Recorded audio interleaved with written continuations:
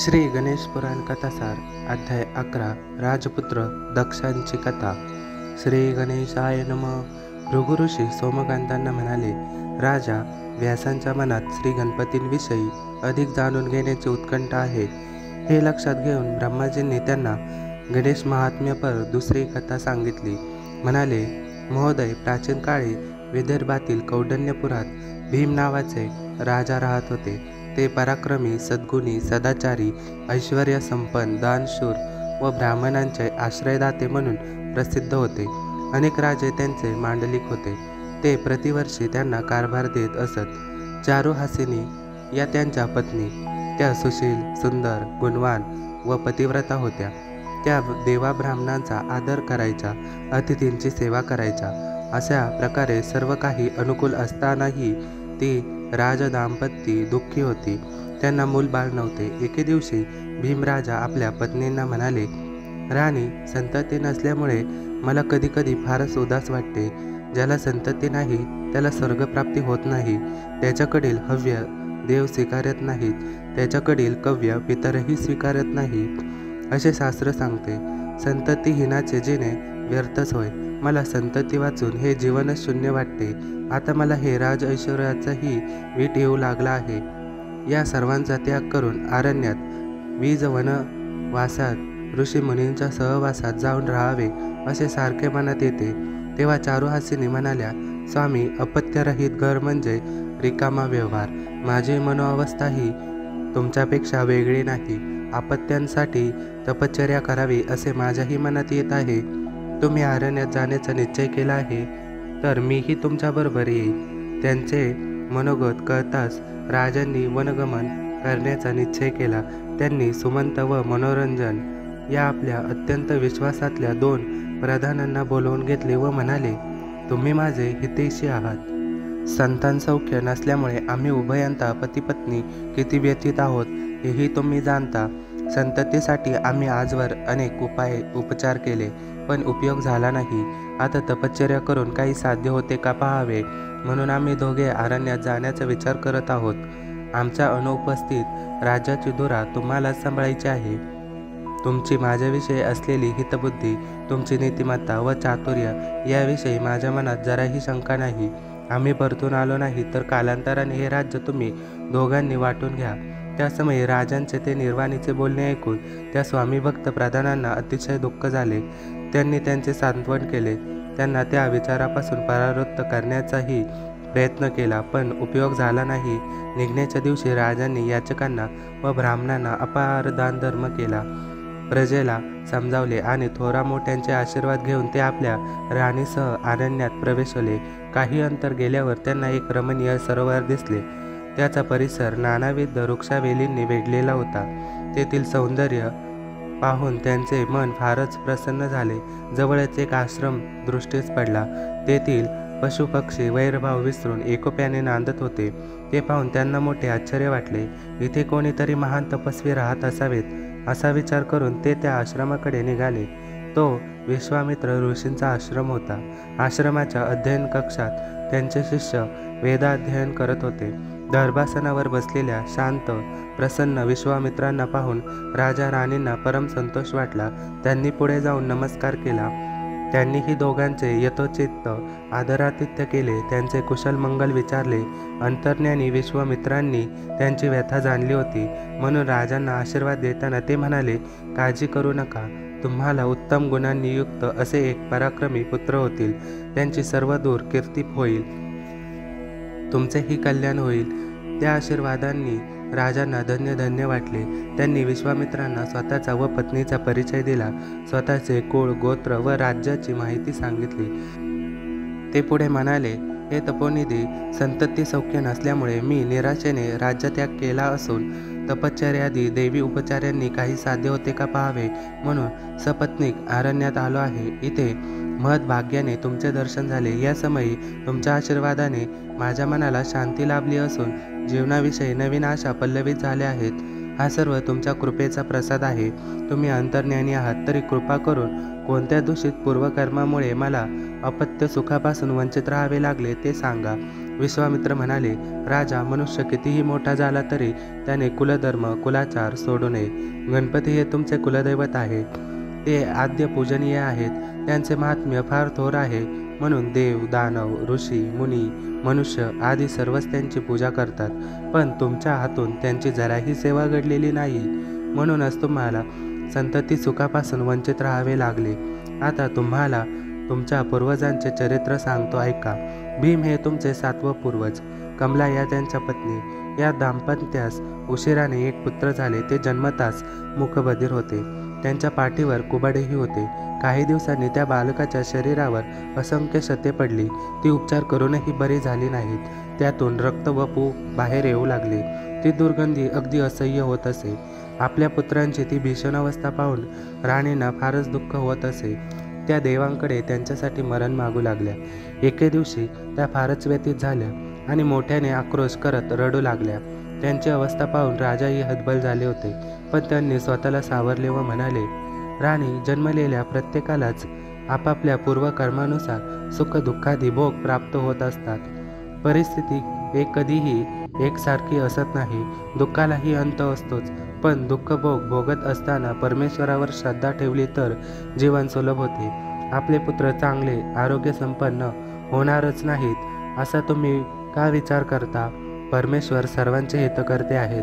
त्यांच्या कृपा प्रसादाने अशक्य गोष्ट शक्य झालेल्या आपण पाहिलेल्या आहेत. या समयी त्यांच्यावर श्रद्धा ठेवून आपल्या पुत्रांच्या हितासाठी सतत प्रयत्न करणे एवढेच आपल्या हाती आहे आणि ते आपण करतच आहोत. म्हणून शोक आवरा. तेव्हा राणीही स्वतःला सावरले आणि आलेल्या प्रसंगाला धीराने तोंड द्यायचे ठरवले. भीमराजांनी आपल्या पुत्रांचे दक्ष असे नामकरण केले. त्या प्रसंगी ब्राह्मणांना, गुणीजनांना आणि याचकांना अपार दानधर्म केला. नंतरच्या काळात आपल्या पुत्रांना आरोग्य प्राप्त व्हावे म्हणून त्यांनी अथक प्रयत्न केले. देशोदेशीच्या राजवैद्यांकडून उपचार केले. त्यांनी स्वतःही 12 वर्ष तपश्चर्या केली, पण उपयोग झाला नाही. त्यामुळे त्यांना वैफल्य आले. ते सारखे चिडचिड करू लागले. एके दिवशी त्याच उद्विग्न अवस्थेत त्यांनी आपल्या राणींना व पुत्रांना राजधानीतून हकलून दिले.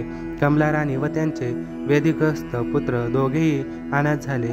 राणी गावोगाव हिंडून भिक्षेवर गुजारण करू लागल्या. पण त्यांच्या दुर्दैवाचे फेरे अजून संपले नव्हते. एका आडवाटेवर चोरांनी त्यांना गाठले व त्यांच्याकडून दागिने लंपास केले. निराधार व दुबळ्या झालेल्या त्या राणी आपल्या दैवाला दोष देत तिथेच बराच वेळ रडत होत्या. मग त्यांनी स्वतःला सावरले आणि पुढील मार्गक्रमण करू लागल्या. फिरत फिरत त्या एका गावी आल्या. तिथे एका देवळात मुक्काम केला. एके दिवशी दक्षांना मंदिराच्या ओवरीत ठेवून त्या एकट्याच भिक्षेसाठी गावात गेल्या होत्या. त्यावेळी एक पुण्यश्लोक भगवत भक्त देवदर्शनासाठी तिथे आले. तेव्हा त्यांच्या शरीरातून वाहत असलेल्या वायूच्या झुळकीने दक्षाच्या अंगास स्पर्श केला. तर काय आश्चर्य! ते राजपुत्र क्षणार्धात वेदीमुक्त झाले. जखमांनी अमंगळ दिसणारे त्यांचे शरीर एकदम सदृढ झाले. ते तेजस्वी व कांतिमान दिसू लागले. त्यांचे मूकबधिरत्वही गेले. या चमत्काराने 13-14 वर्षांचे दक्ष संभ्रमात पडले. त्यांचे मन आनंदाने मोहरून गेले. त्यांनी त्या साधूंना अत्यंत आदराने नमस्कार केला. देवदर्शन करून ते साधू निघून गेले. त्यांच्या पाठमोऱ्या आकृतीकडे राजपुत्र दक्ष कृतज्ञतेने पाहतच राहिले. भिक्षा मागून राणी देवळात आल्या. तिथे आपल्या पुत्रांचे बदललेले स्वरूप पाहून त्यांच्या आपल्या डोळ्यांवर विश्वासच बसला नाही. आपण स्वप्न तर पाहत नाही अशी ही शंकाही त्यांच्या मनात येऊन गेली. दक्षांनी धावत येऊन त्यांना गळामिठी घातली आणि घडलेला सर्व वृत्तांत सांगितला. तो ऐकून त्या आनंदाने रडू लागल्या. एखादी तपस्वी साधूंची अल्पसंगतही दीन दुबळ्यांचे जीवन बदलू शकते याची त्यांना प्रत्यक्ष अनुभूती आली होती. त्यांनी ते साधू ज्या मार्गाने गेले त्या दिशेला भावभक्तीने नमस्कार केला. त्यानंतर लोक त्या मायलेकांना अपमानित न करता प्रेमाने भिक्षा घालू लागले. कोणी कोणी त्यांना भोजनासाठीही बोलवत असत. कधीकधी त्यांना नव्या जुन्या वस्त्रांचा व द्रव्यांचाही लाभ होत. दक्ष बरे झाल्यामुळे कमला राणी निश्चिंत झाल्या होत्या. त्या दोघांच्या मनात भगवंताविषयी अपार श्रद्धा व भक्ती निर्माण झाली होती. दक्षांना गणपतीविषयी विशेष आकर्षण होते. पायाच्या अंगठ्यावर उभे राहून ते ओम गजाननाय नमः या मंत्राचा नित्यनेमाने जप करत असत. ही त्यांची एकांतिक तपसाधना पाहून गणपती प्रसन्न झाले. त्यांनी दक्ष व कमला राणींना सगुण साकार रूपात दर्शन दिले. चतुर्भुज, पितांबरधारी, विशालकाय आणि दैदिप्यमान अशा त्या गणेश मूर्तींच्या दर्शनाने त्या दोघांनी अगदी कृतकृत्य वाटले. तेवढ्यात गणपती एका तेजस्वी ब्राह्मणांच्या रूपात तिथे प्रकट झाले. ते दक्षांना म्हणाले, वस्ता, तुमच्या एकनिष्ठ आराधनेने मी अगदी प्रसन्न झालो आहे. तुम्ही माझे निस्सीम भक्त आहात, म्हणूनच इष्टवर मागून घ्या. दक्षांनी विप्र रूपातील गणपतींना भावभक्तीने नमस्कार केला. त्यांची मुक्तकंठाने स्तुती केली व म्हणाले, जेव्हा तुम्ही दर्शन दिल्यामुळे मी अगदी कृतार्थ झालो आहे. तुमच्याकडे काही मागावे असे मला वाटतच नाही. तुमची माझ्यावर नित्य कृपादृष्टी राहो एवढीच प्रार्थना आहे. तो त्यांचा निस्वार्थ भक्तिभाव पाहून गणपती अधिकच प्रसन्न झाले. ते म्हणाले, दक्ष, मुद्गल हे माझे श्रेष्ठ भक्त आहेत. त्यांच्या अंगावरून वाहत असलेल्या वायूनेच तुम्हाला आरोग्य लाभले आहे. मी तुम्हाला वर देणारच होतो, पण आता तेच इष्ट वर प्रदान करतील. बोलणे पूर्ण झाल्यावर गणपती अंतर्धान पावले. तेव्हा दक्षांना अतिशय वाईट वाटले. कोणीतरी माझे आराध्य दैवत मला दाखवा हो. हे गजानना, तुम्ही निष्ठुर का झालात? मला एकट्याला टाकून का गेलात? असे म्हणून ते विरह व्यथेने तडफडू लागले. गणपतींच्या पुनश्च दर्शनासाठी ते इतके व्याकुळ झाले की त्यांना आपल्या अंगावरील वस्त्रांचीही शुद्ध राहिली नाही. वाटेत भेटणाऱ्या प्रत्येकाला ते गणपतीचा ठाव ठिकाणा विचारू लागले. भटकत भटकत ते नगराबाहेर आले. कमला राणींची अवस्था ही काही वेगळी नव्हती. गणेश दर्शनाची इच्छा धरून त्याही त्यांच्या मागोमाग हिंडत होत्या. त्या संभ्रमित अवस्थेत भटकंती करत ती दोघे मायलेक एका अरण्यात प्रवेशली. तिथे मुद्गल ऋषींचा आश्रम होता. तेथील पवित्र वातावरणात त्या दोघांना मोठे समाधान लाभले. तेथील शांतीने त्यांचे मनही शांत झाले. त्या दोघांनी आश्रमात प्रवेश केला. तिथे एका कुटीमध्ये मुद्गल ऋषी गणेश पूजनात मग्न होते. त्यांना वंदन करून ती दोघे अरण्यातील एका झाडाखाली बसली. पूजा झाल्यावर ऋषीवर्य बाहेर आले. त्यांनी त्या दोघांची आस्थेने विचारपूस केली. दक्षांनी त्यांना आपला परिचय दिला, आपली समग्र हकीकत सांगितली व म्हणाले, महानुभाव, तुम्ही फार थोर आहात. तुमच्या अंगवायूने माझे क्षतिग्रस्त शरीर चांगले झाले. मला उत्तम आरोग्य लाभले. तुमचे महात्म्य मी काय वर्णन करू? तुमच्या दर्शनाची मला फारच तळमळ लागली होती. आज ती इच्छा सहजगत्या पूर्ण झाली. मी धन्य झालो. माझे मनही शांत झाले. त्यांचे मृदुमधुर भाषण ऐकून मुद्गलांनाही अत्यानंद झाला. ते म्हणाले, दक्ष, तुम्हाला भेटून मलाही मोठे समाधान वाटत आहे. अहो, तुम्ही तर माझ्यापेक्षाही थोर भक्त आहात. कारण ज्यांच्या प्राप्तीसाठी मी आयुष्यभर तपश्चर्या केली, त्यांच्या दर्शनाचा मला अजूनही लाभ झालेला नाही, तो तुम्हाला झाला. अहो, वेदांनाही ज्यांचा थांग लागत नाही, जे चराचरांचे स्वामी आहेत, सहस्र मुखांचे शेषही ज्यांचे महात्म्य वर्णन करू शकत नाहीत, जे या विश्वाचे अदृश्य सूत्रसंचालन आहेत, त्या महागणपतींनी तुम्हाला दृश्य स्वरूपात दर्शन दिले आहे. म्हणूनच तुमच्या भाग्याचा मला हेवा वाटतो. तुमच्या दर्शनाने मी स्वतःच धन्य झालो आहे. मुद्गलांना राहवले नाही. त्या तपोनिधींनी पुढे जाऊन दक्षांना दृढ आलिंगन दिले. त्यांनी त्यांना ओंकार या एकाक्षर मंत्राचा उपदेश केला व म्हणाले, दक्ष, ओम हा निर्गुण निराकार परमात्वाचक महामंत्र आहे. तुम्ही याचा नित्य जप करा. तसेच भावभक्तीने गजाननांची आराधना करा. त्यामुळे ते प्रभू तुमच्यावर प्रसन्न राहतील, तुमच्या सर्व इच्छा पूर्ण करतील, तुमचे नेहमी रक्षण करतील. मग देव आणि दैत्य यांच्यापैकी कोणीही तुम्हाला त्रास देणार नाही. पण मंत्रजप आणि गणेश भक्तीपासून तुम्ही परावृत्त झालात तर मात्र तुमचे खूपच नुकसान होईल. पण तुमच्याकडून असे होणार नाही याची मला पूर्ण खात्री आहे. त्यांच्या बोलण्याला त्यांनीही अनुमोदन दिले व म्हणाले, गुरुदेव, मी कधीही तुमच्या वचनाबाहेर जाणार नाही. ते ऐकून मुद्गलांनाही मोठे समाधान वाटले. एवढी कथा सांगून भृगु ऋषी थोडा वेळ थांबले. तेव्हा सोमकांत म्हणाले, ऋषीवर्य, माझ्या मनात काही शंका आहेत. कृपया त्याचे निराकरण करा. मुद्गल ऋषी महातपस्वी होते.